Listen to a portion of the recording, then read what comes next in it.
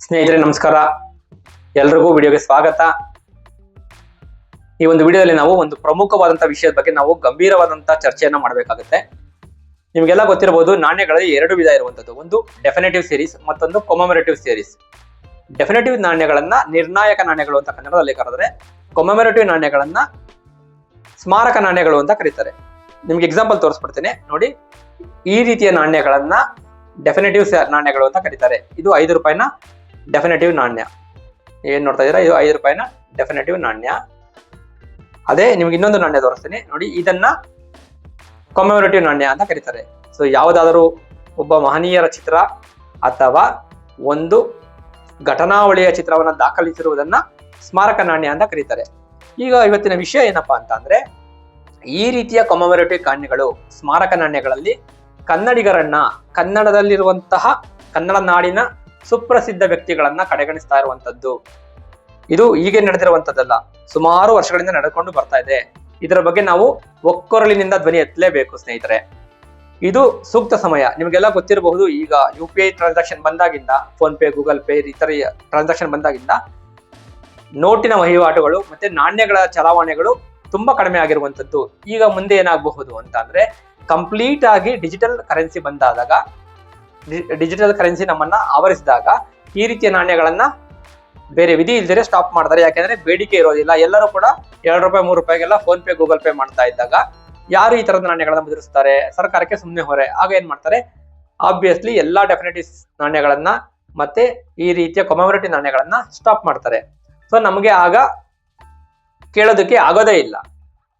ಅದಕ್ಕೆ ನಾವೇನ್ ಮಾಡ್ಬೇಕು ಅಂತ ಅಂದ್ರೆ, ಒಂದೇ ಮನಸ್ಸಿನಿಂದ, ಒಕ್ಕೊರಲಿನಿಂದ, ಒಂದೇ ಧ್ವನಿಯಿಂದ ಇದನ್ನ ನಾವು ಪ್ರತಿಭಟನೆ ದಾಖಲೆ ಮಾಡಬೇಕು. ಯಾವ ರೀತಿ ಅಂತ ಅಂದ್ರೆ, ಕೇಂದ್ರ ಸರ್ಕಾರಗಳಾಗಿರಬಹುದು, ರಾಜ್ಯ ಸರ್ಕಾರಗಳಾಗಿರಬಹುದು, ಕಾಲಾನುಕ್ರಮದಲ್ಲಿ ಬಂದಂತಹ ಡಿಫರೆಂಟ್ ವ್ಯತ್ಯಾಸವಾದಂತಹ ರಾಜಕೀಯ ಏರಿಳಿತಗಳಿಂದಾಗಿ ಇದು ಆಗ್ತಾ ಇಲ್ಲ. ನಮ್ಮದು ಈ ಜಾತಿ, ಈ ಮತ, ಈ ಕುಲ ಇದೆಲ್ಲ ಅನ್ಕೊಂಡು at the end of the day ಏನಾಗ್ತಾ ಇದೆ ಅಂದ್ರೆ, ಯಾವ ಹಿರಿಯರಿಗೆ ನಾವು ಗೌರವ ಕೊಡ್ಬೇಕಾಗಿತ್ತಲ್ಲ, ಅವರು ಮೂಲೆ ಗುಂಪಾಗಿರುವಂತದ್ದು. ಈ ಕೊಮೆಮೊರೇಟಿವ್ ನಾಣ್ಯಗಳನ್ನ ಮಾಡುವ ಉದ್ದೇಶವೇ ಇದು.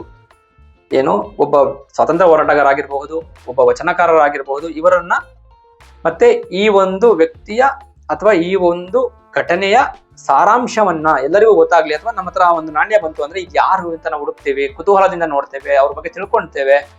ಮತ್ತೆ ಯಾವುದೋ ಒಂದು ರಾಜ್ಯದ ಒಂದು ಮೂಲೆಯಲ್ಲಿರುವಂತಹ ಮಹಾನ್ ವ್ಯಕ್ತಿ ಇಡೀ ದೇಶಕ್ಕೆನೇನೆ ಪರಿಚಯ ಆಗ್ತಾನೆ. ಹಾಗಂತ ಗೊತ್ತಿರೋದಿಲ್ಲ ಅಂತ ಏನಿಲ್ಲ, ಆದ್ರೆ ಸಣ್ಣ ಮಕ್ಕಳಿಂದ ಹಿಡಿದು ಎಲ್ಲರಿಗೂ ಗೊತ್ತಾಗುತ್ತೆ. ಅದೇ ರೀತಿ ನಮ್ಮ ಒಂದು ಕನ್ನಡ ನಾಡಿನಲ್ಲಿ ಇದ್ದಂತಹ ಮುಂದೆ ಬರಬಹುದಾದಂತಹ ಎಲ್ಲರ ಕಾಯಿನ್ಗಳು ಕೂಡ ಬರಬೇಕು. ಕೊಮೆಮೊರೇಟಿವ್ ನಾಣ್ಯಗಳನ್ನ ಸ್ಟಾಪ್ ಮಾಡ್ಬಿಟ್ಟಿದ್ದಾರೆ ಅಂತ ಅನಿಸ್ತಾ ಇದೆ. ಯಾಕೆ ಬರಬೇಕು? 5 ರೂಪಾಯಿ, 2 ರೂಪಾಯಿ, 1 ರೂಪಾಯಿ ಎಲ್ಲದರಲ್ಲೂ ಬರಬೇಕು. ಎಲ್ಲರಿಗೂ ಅವಕಾಶ ಸಿಗ್ಬೇಕು. ನೀವು ಕೊಮೆಮೊರೇಟಿವ್ ನಾಣ್ಯಗಳನ್ನ ಗಮನಿಸಿದ್ರೆ, ನಾರ್ತ್ಗೆ ಸಂಬಂಧಪಟ್ಟಂತಹ ನಾಯಕರು ಅಥವಾ ವ್ಯಕ್ತಿಗಳು, ಮೇರು ನಟರು, ಮತ್ತೊಂದು ಇವರೆಲ್ಲರದು ಕೂಡ ಕೊಮೆಮೊರೇಟಿವ್ ನಾಣ್ಯಗಳು ಬರುತ್ತೆ. ಸೌತ್ ಅಲ್ಲಿ ತುಂಬಾ ಕಡಿಮೆ ಆಗ್ಬಿಡುತ್ತೆ. ದಕ್ಷಿಣದಲ್ಲಿ ಆ ಒಂದು ಪ್ರಾಶಸ್ತ್ಯನೇ ಇರೋದಿಲ್ಲ. ಯಾಕೆ? ನಮ್ಮಲ್ಲಿ ಯಾರು ಇಲ್ವೇ? ಅಲ್ಲಮ ಪ್ರಭು ಇಲ್ವಾ? ವಚನ ಸಾಹಿತ್ಯಕ್ಕೆ ಬಂದ್ರೆ ಅಲ್ಲಮ ಪ್ರಭು ಇಲ್ವಾ? ಅಕ್ಕ ಮಹಾದೇವಿ ಇಲ್ವಾ? ಚನ್ನಬಸವಣ್ಣ ಇಲ್ವಾ? ಮಡಿವಾಳ ಮಾಚಯ್ಯ ಇಲ್ವಾ? ಇನ್ನು ದಾಸ ಸಾಹಿತ್ಯಕ್ಕೆ ಬಂದ್ರೆ ಕನಕದಾಸರು ಇಲ್ವೇ? ಪುರಂದರದಾಸರು ಇಲ್ವೇ? ಮತ್ತೆ ಇನ್ನು ತಮಿಳುನಾಡಿನಲ್ಲಿ ತಿರುವಳ್ಳುವರ್ ಹೇಗೋ, ಕರ್ನಾಟಕದಲ್ಲಿ ಸರ್ವಜ್ಞರು ಹಾಗೆ. ಅವರಿಗೆ ಕೊಟ್ಟಂತ ಪ್ರಾಶಸ್ತ್ಯ ನಮ್ಮ ಸರ್ವಜ್ಞನಿಗೆ ಯಾಕೆ ಇಲ್ಲ? ಇದನ್ನೆಲ್ಲ ನಾವು ಕ್ವಶನ್ ಮಾಡ್ಲೇಬೇಕು. ಇದಕ್ಕೆಲ್ಲ ನಾವು ಯಾರನ್ನ ಹೊಣೆ ಮಾಡ್ಬೇಕು? ಖಂಡಿತವಾಗಿಯೂ ಇದು ರಾಜ್ಯ ಸರ್ಕಾರ ಮತ್ತೆ ಕೇಂದ್ರ ಸರ್ಕಾರಗಳ ವೈಮನಸ್ಸುಗಳಿಂದಾನೇ ಆಗ್ತಾ ಇರುವಂತದ್ದು. ಅದೇನು ಹೇಳ್ತಾರಲ್ಲ, ಗಂಡ ಹೆಂಡತಿ ಜಗಳದಲ್ಲಿ ಕೂಸು ಬಡವಾಯ್ತು ಅಂತ, ಆ ರೀತಿಯಾಗಿ ಅದು ಬೇಡ. ಯಾರಿಗೆ ಯಾವ ಟೈಮಲ್ಲಿ ಯಾವ ಗೌರವ ಸಿಗ್ಬೇಕೋ ಅದು ಸಿಗ್ಲೇಬೇಕು.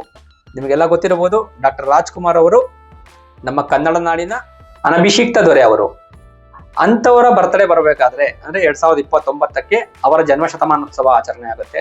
1929 ಏಪ್ರಿಲ್ 24ರಂದು ಅವರು ಜನಿಸಿರುವಂತದ್ದು.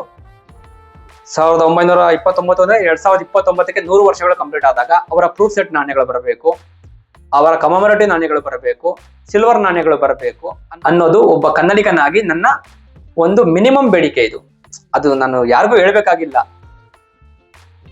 ನನ್ನ ಪರ್ಸನಲ್ ಒಪಿನಿಯನ್ ಏನಪ್ಪಾ ಅಂತ ಅಂದ್ರೆ, ಯಾವುದೇ ಒಂದು ಪದಕ ಆಗಿರ್ಬೋದು, ಗೌರವ ಆಗಿರಬಹುದು, ನೀವು ಆ ವ್ಯಕ್ತಿಗೆ ಕೊಟ್ಟಂತಹ ಸಂದರ್ಭದಲ್ಲಿ ಆ ಪದಕದ ಗೌರವ ಆಗಿರ್ಬೋದು ಅಥವಾ ಆ ಒಂದು ಗೌರವದ ನೀವೇನೋ ಒಂದು ಬಿರುದು ಕೊಡ್ತಿರಲ್ಲ ಅದು ಮೇಲಕ್ಕೆ ಹೋಗ್ಬೇಕು, ಯಾರಿಗೋ ಎಲ್ಲರಿಗೂ ಸಿಗ್ಬೇಕು, ಪಾರ್ಶಾಲಿಟಿ ಅನ್ನೋದು ಇರಬಾರ್ದು ಅಂತ ನನ್ನ ಒಂದು ಪ್ರಮುಖ ಉದ್ದೇಶ.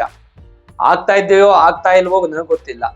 ಈ ಒಂದು ನಿಟ್ಟಿನಲ್ಲಿ ಅನೇಕ ಕೆಲಸಗಳು ಆಗ್ಬೇಕಾಗಿರುವಂಥದ್ದು ತುಂಬಾ ಅಂದ್ರೆ ತುಂಬಾ ನಮ್ಮ ಕನ್ನಡ ನಾಡಲ್ಲಿ ಇರುವಂತ ಬೆರಳಿಕೆ ನಾಣ್ಯಗಳಷ್ಟೇ. ನೀವು ನೋಡಿ, ವಚನ ಸಾಹಿತ್ಯದಲ್ಲಿ ಬಂದಂತಹದ್ದು ಕೇವಲ ಬಸವಣ್ಣನವರ ನಾಣ್ಯ, ಉಳಿದಂಥದ್ದು ಯಾರ್ದೂ ಇಲ್ಲ, ದಾಸರದಿಲ್ಲ.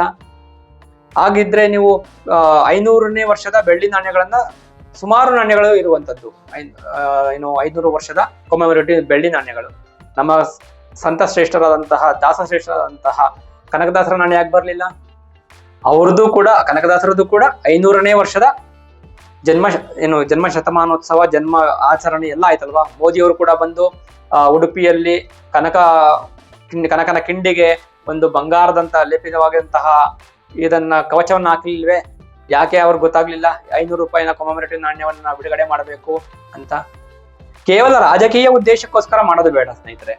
ಕಾಂಗ್ರೆಸ್ ಆಗಿರ್ಬೋದು, ಬಿಜೆಪಿ ಆಗಿರ್ಬೋದು, ನಮಗೆ ರಾಜಕೀಯ ಬೇಡ.